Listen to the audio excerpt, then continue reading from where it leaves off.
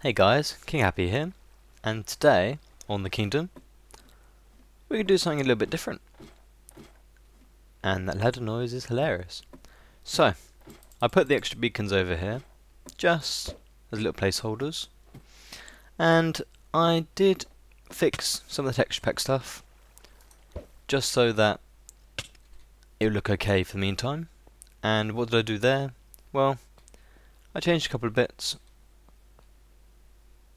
and I changed the anvil. I actually put the anvil in, and I fixed a couple of bits.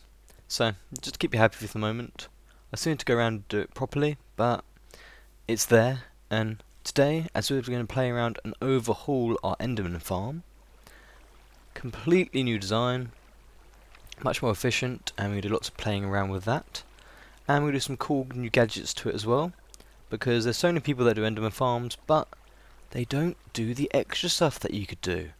The really cool things. So I'm going to be doing them today. And then we're also going to build an anvil room in there and do some playing around. And also insert some mushroom stations. Awesome. So, off we go now. And I'm going to probably take one of these beacons with me, so we can have some regeneration and resistance or jumping or speed or all of them. Might take all of them with us, so we can play around while we're building. The jump one might be good. So basically I'm going to rip out all of it and then start again. Much easier now that I've done the platform itself. So, I'm going to gather up some pistons and things now. I'll be right back with you. Okay, so I farmed a load of stuff. Got some more string from the cave spider spawner because I didn't have any. So it should be enough string hopefully for what I'm doing. I don't know. I've not done tripwires like this before. Got a ton of wooden things. I've got a load of things in the ender chest again. Lots and lots of iron. I've already taken a whole double load down already. But now I'm going to take my mushroom with me and poke it through the minecart. So I'll meet you now at the Enderman farm, and we'll see what we've got at the moment and quickly go through what we're going to do. And then we'll get going with that. So, when this opens, it's because he's over that as well, isn't he? There you go. And the sound's off. So, I'll meet you at the Enderman farm. Well, at least mushrooms are easier to move around than villagers are through the nether. Very happy about that. See you there. And this is the fun bit. So, hello mushroom. And then goodbye mushroom. That means I have to get one more for over that side probably. And that should be the food situations perfect. No. It's really nice with 1.4 and even 1.3 could have done this. Well, the snapshots anyway for 1.4. Move mushroom to your Enderman farm. Unlimited food. None of that wasting stuff. No. One bowl and you're set. So, I'm going to keep them down here for the moment. There's some glitches in 1.4.4 which we're in now. There's a weird like torch. Oh, damn. Didn't mean to do that, did I? There's a weird torch-like glitch where you see like there's flickering torches just randomly in the background, and that's a bit weird. So I'm going to pen this guy in, and I don't need him for a while. So the whole point of this, I did make it out of wool and nice and light and everything else, but I've got so much iron now. I think this is about time this gets made out of iron and revamped. So this whole area has to be bigger. I have to get the anvil in there. See, there's the anvil now. Don't like the texture, but it's you can see it now. I'm sure you'll be happy about that. And I got some experience from doing my stuff, so I got 29 levels. So I was going to fix up some things in a minute. I did bring some diamonds with me. What have I got so far? That's what I brought through so far. Look at the iron, and look at the other rest of the iron. So that's what generally the iron I have at the moment. So I think that can do that. So what I'm going to do is take off the water of the whole thing. We're going to go up there and show you what we've done at the moment, as this was made before the 1.3.2, before we had tripwires and things like that. So we take the water off, give you a show what it used to do, and then I'm going to rip off the whole of the top 7 layers, remove all the pistons, and then I'm going to think about making this only a 1 wide farm, I mean, instead of 2 wide. See if that's practical, see if that's possible. So, I'll be back when I've had a look at that. Okay, so the beacon setup's waterproof, and we've got all the effects, and regeneration 1, resistance 1, so we're pretty okay, hopefully. So, even with this we shouldn't need to eat any food at all, until we start to die of hunger. So, regeneration doesn't really help, like some people said that, no, it'll be useful. It's not really that useful here, because as I play on hard mode, it will kill me, eventually. So, I don't want to sit there and get whack, whack, whack every other tick when I get hungry. So, you still eat the same amount of food. So, if we start down the bottom, the moment they get caught in a 2 wide load, it's about 14 wide, I think. It might be 16 wide. And then these rings are basically just to make them fall straight. Now, since I made this farm, a lot of people are now obsessed with air spaces and all this. And the point of tripwires is that they get rid of the redstone need, so the pistons don't bug out, which I was having a little bit of problem with lately. So we just get onto one of these platforms. Not tall enough. Okay, we'll look on the side. Be easier. So these sides should be open. Yeah, we are. That's what we want. Okay. You should be down the bottom the whole time, killing them as they come down. And what I had, this became a little bit slow, I guess. Not as fast as it could be, so I was having to wait between killing loads of them. Only a couple of seconds, but enough to annoy me when you're doing lots of enchanting. And now we've got the anvils. Best to do. This will pay dividends. Little time spent here will mean a lot overall. So you see them slow down. They always get trapped on these. Now, I'm going to look at making this 1 wide. Nice idea. I'll do a little bit of testing creative without you guys, and I'll see if that's possible. A lot of people have been doing 1 wide ones, but 2 slits. I don't see the reason to do that. But basically I'm going to replace all these ones straight away with tripwires down the bottom, and then tripwires between the two. So basically when they hit a tripwire, then it will activate 1 piston instead of a whole row. So I'm going to first of all I'm going to rip out the first. I'll rip out this layer actually, and then I'll show you it what I want to do in creative, and then we'll do each one at a go, I think. So back in a minute. Okay, so this actually has been quite a long time since the last clip, and I spent a good 10-15 hours building and testing a whole new end farm design that I've designed, and had some help from another Phil for some redstone on it, which I'm really impressed with. But I'm not going to show you straight away. I'm going to go through the steps of how I made it and why I made it. But so far on here I've messed up all the water streams, and they're still in at the moment so I can get up, which is the nice thing about the water streams, even though they are actually reducing any spawning spaces.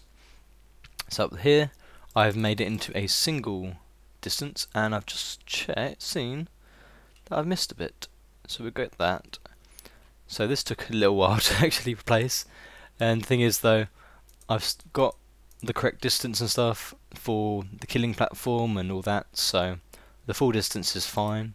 It's 43 blocks you need an Enderman to fall to then have half a heart damage left, or just 1 hit, and that's just all you need to do there. Once it's set up, these rings are only to stop them from strafing around, so they don't get stuck outside or anything else, and they're too high so that the Enderman can't spawn inside here and they can't get stuck in here. It just saves some blocks.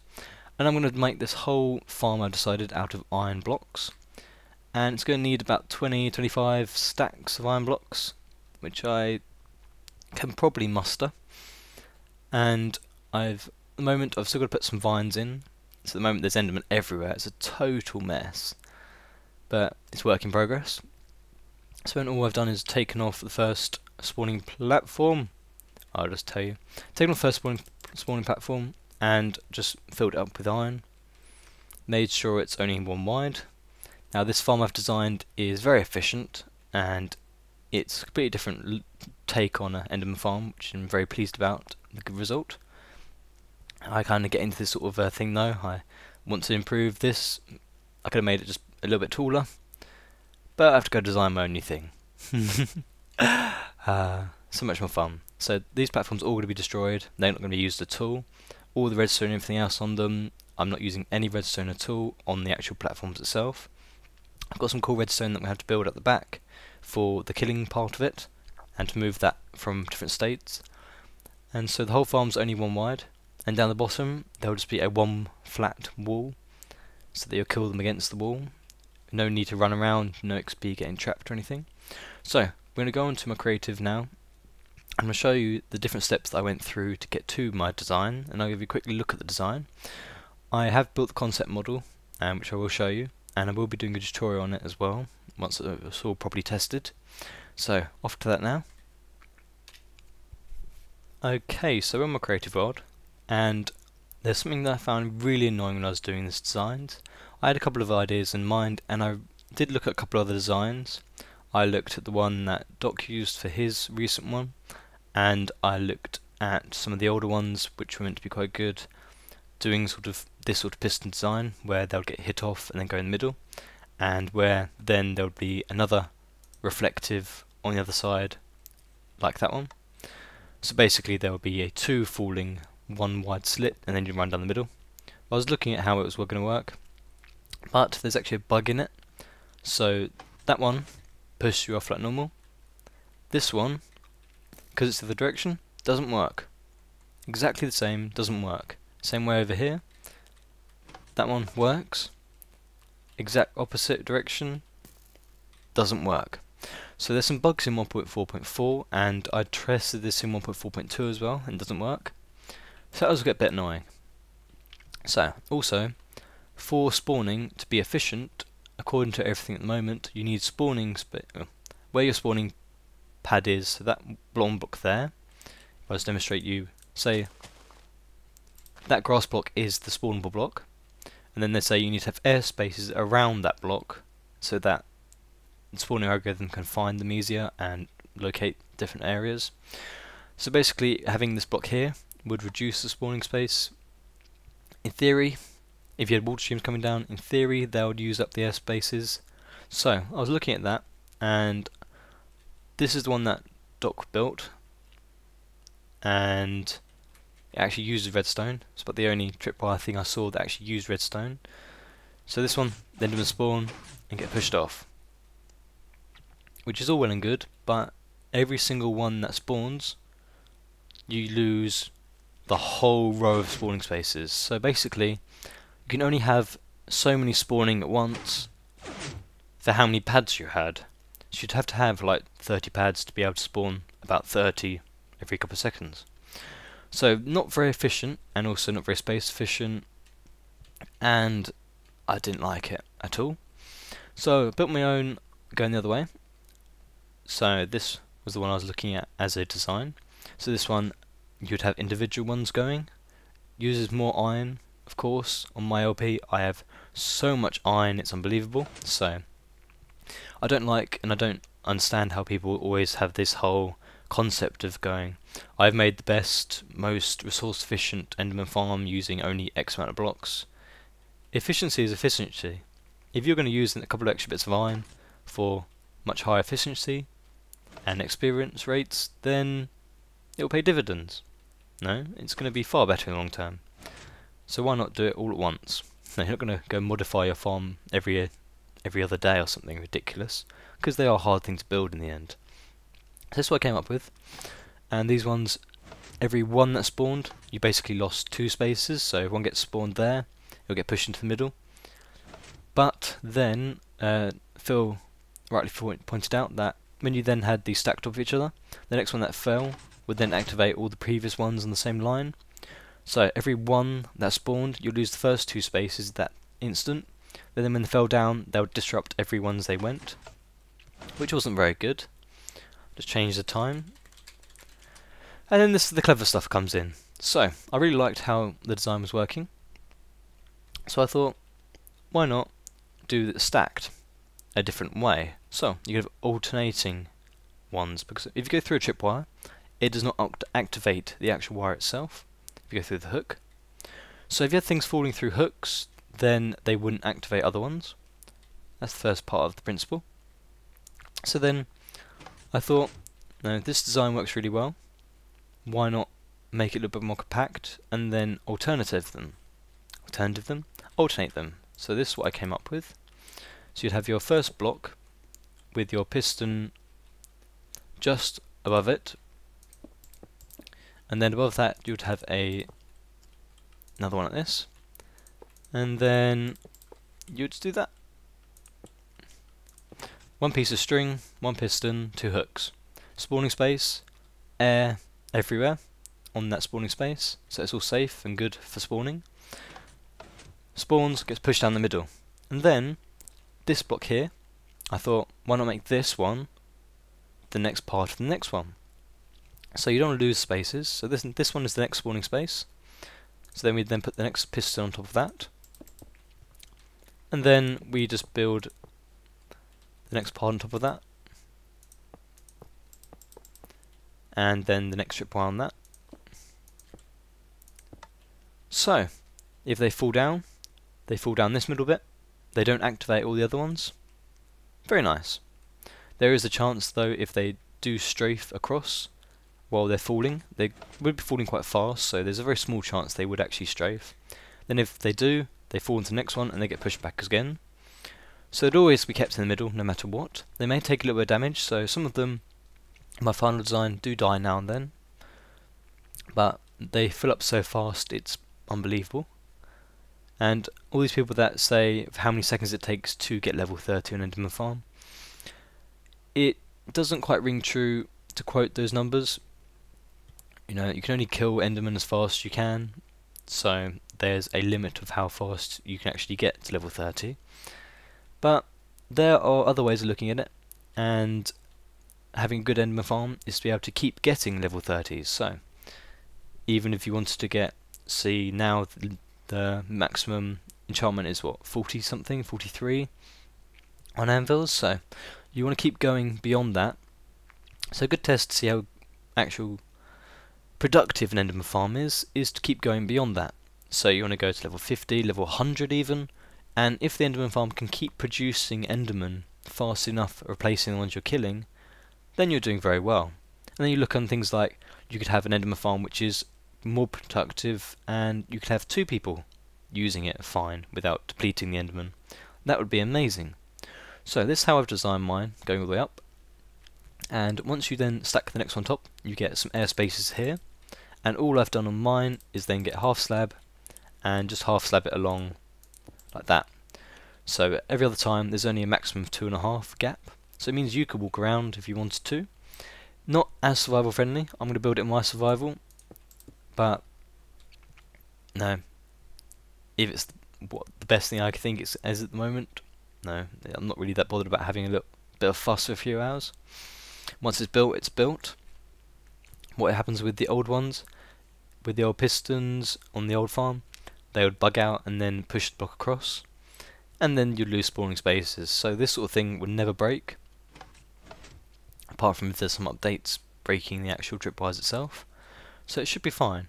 So we hop on to my concept now, and I'm going to show you how that works. Spent quite a few hours on this one, so back in a sec. So this is what I came up with. This is a 1 wide, no redstone, pretty efficient farm. It's 100% efficient on the air spaces next to spawn pads. So every spawn space that there is no blocks on that same level.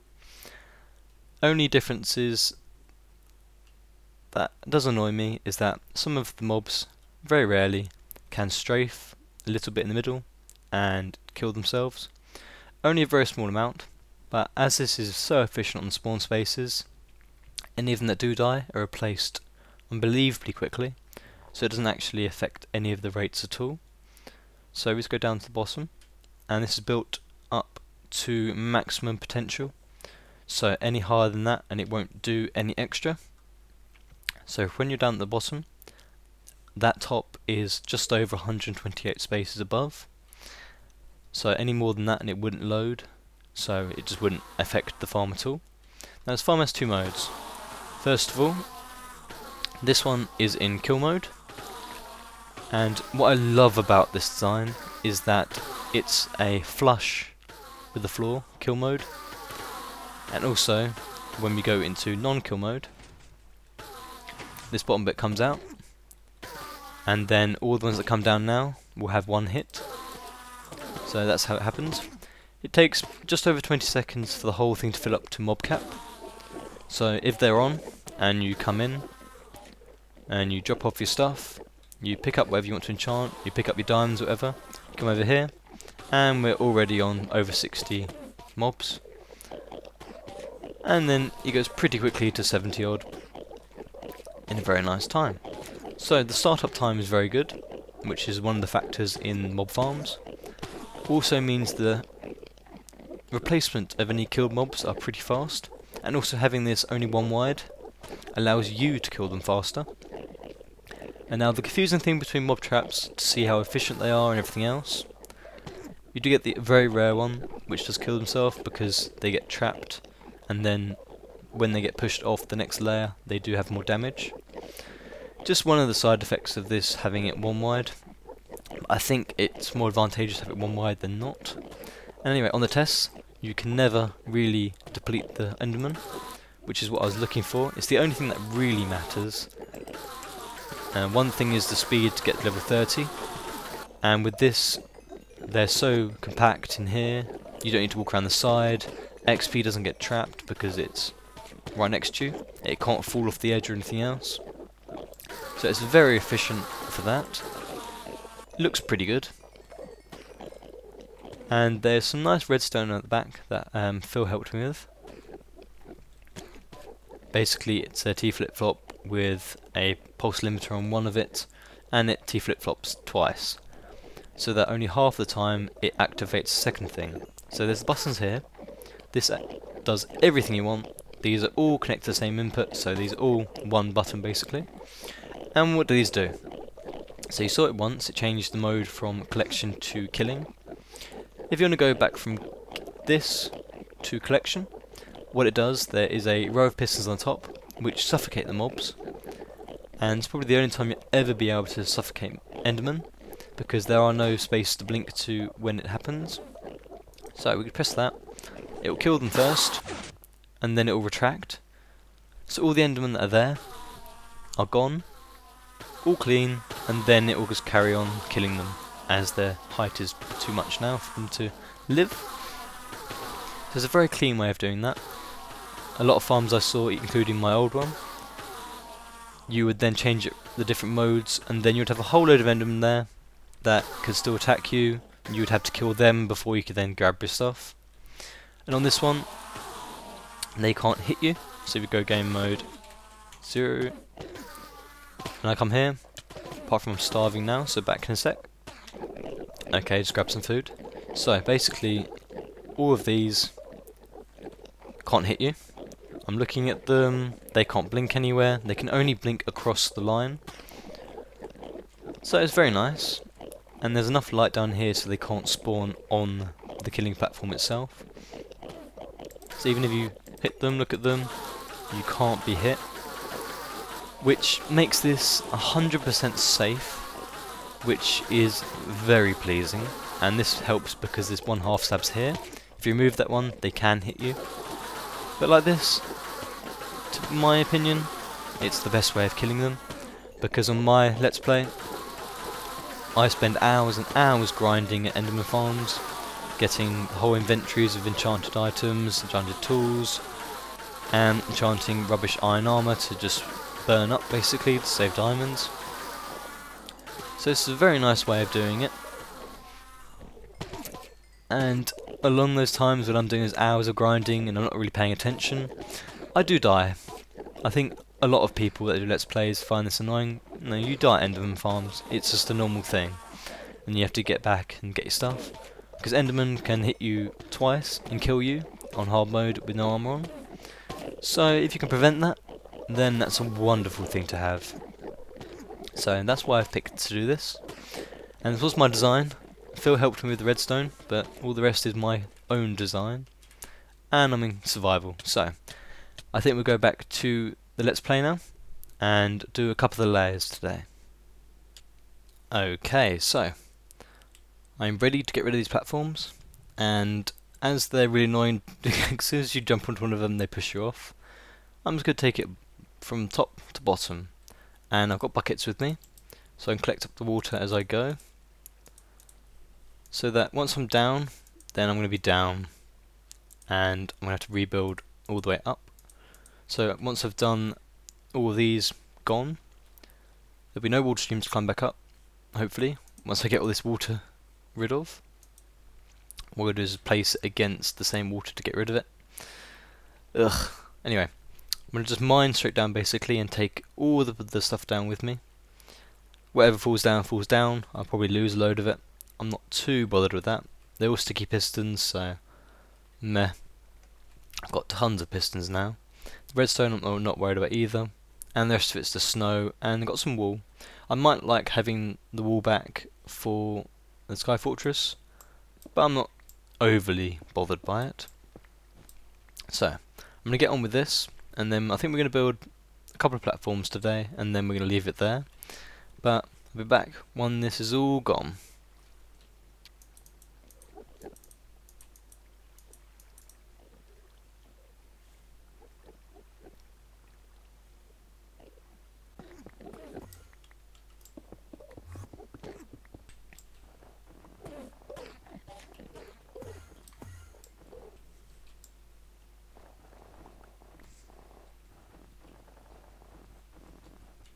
Okay, so I've got rid of all of that. I've put up a nice ladder so I can get back up, and I've put a water which is too deep in the hole in case I fall. I haven't got any vines, so I haven't replaced them there yet. I'm going to get on and do 2 or 3 layers now, and I'll be back with you when they're done so we can have a little look at that.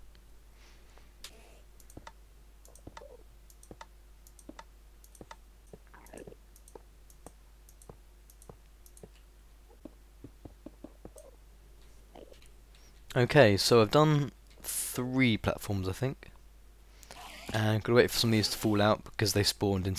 no, they were created before I did the next layer, so therefore they fell into the piston rather than spawned correctly, so they haven't despawned since I did that. But that will be fixed as soon as they disappear and create new ones. So it should be spawn proof at the moment, apart from actually inside the spots. So we can go test that. We go down the bottom, apart from this bit here. Ooh, a little lag here. Bye bye. And then we'll see a few fall down inside. So down we go. Bit of lag. The beacon seems to be giving a lot of lag, and they keep trying to kill me. Seeing as I've only got some boots on, they've succeeded about 3 times. Not very fun. I keep carrying less and less stuff with me, it seems. But hopefully I should be okay still. So all these now are spawns into my nice safety net. So it's not working too badly already, and there's only 3 pads, and that's 3 out of the 29 pads I think I do, which will be in the loading range. And then once they're done, I'll then make it so that I'm going to revamp the whole bottom of this. I might do that actually next time, do the wiring and revamp the bottom, and then finish doing the top ones. I might sit there and light up the top ones so that they don't spawn at all, probably nicer. But you can see you're getting some already, and there's only a couple of pads. So I think we're going to finish it there for this time. I keep aiming and doing sort of shorter episodes and sort of less time spent outside the video, but I don't seem to be succeeding there. So anyway, I think that's it for this one. Thank you very much for joining me guys, and I'll see you next time.